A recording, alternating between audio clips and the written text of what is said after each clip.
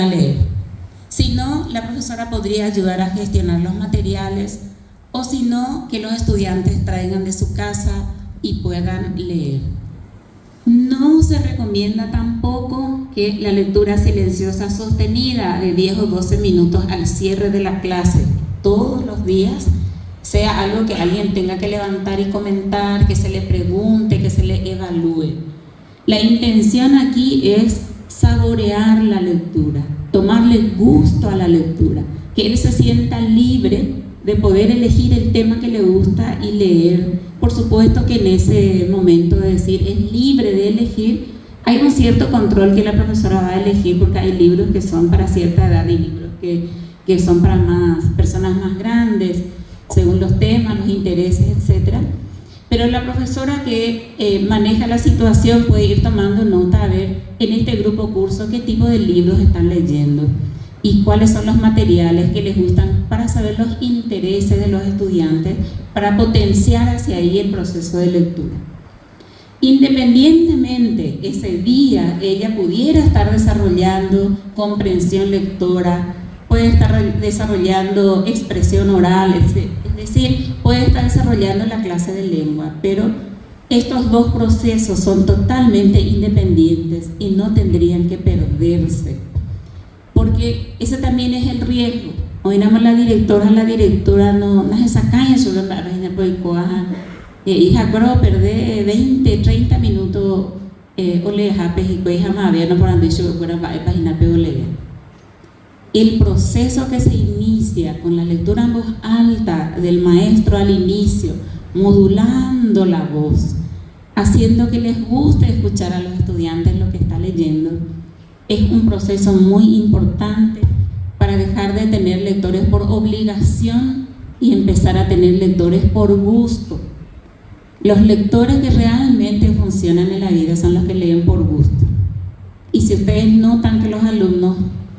por ahí ocurre el milagro de que vayan dejando más los aparatos celulares para reemplazar por libros y sentarse a leer con gusto, eso sería fabuloso. Aparte del proceso de cierre del día en el que se calman y cada uno lee lo que quiere, toma el tema que le gusta, ya sea un cómic, ya sea una obra literaria, poesía, novela, cuento, lo que sea, entonces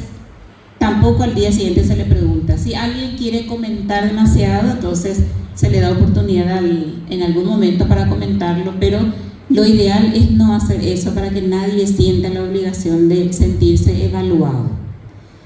Atrapar lectores, formar lectores, engancharlos a la lectura es el camino para poder hacer todo eso que les mencioné al inicio.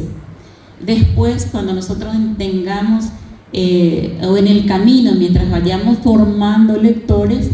sería bueno que revisemos las formas de comprensión de los textos que estamos habituados a hacer y cuáles son aquellos que realmente nos van a ayudar a dar el salto para que las personas puedan ahondar en lo que realmente dice el texto para mí, para mi vida, para mi entorno, mi comunidad, mi escuela, mi país, y cada vez menos va a interesar lo que realmente el autor quiso decir, porque yo también soy escritora, uno escribe con un interés, pero yo no necesito que los niños traten de entender qué es lo que yo quise decir en el texto. Me interesa saber qué les dice mi texto a ellos,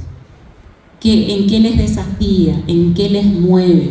cuáles son las emociones que trabajan, ponerle nombres a las emociones, identificar las reacciones del personaje, comparar con mis reacciones, cómo reacciono yo, de modo que vaya trabajando en mí valores como la empatía, poder ponerme en el lugar del otro, entender cómo siente el otro, cómo es que el otro va salvando sus problemas, de qué otras maneras uno puede abordar una situación, etc. Entonces,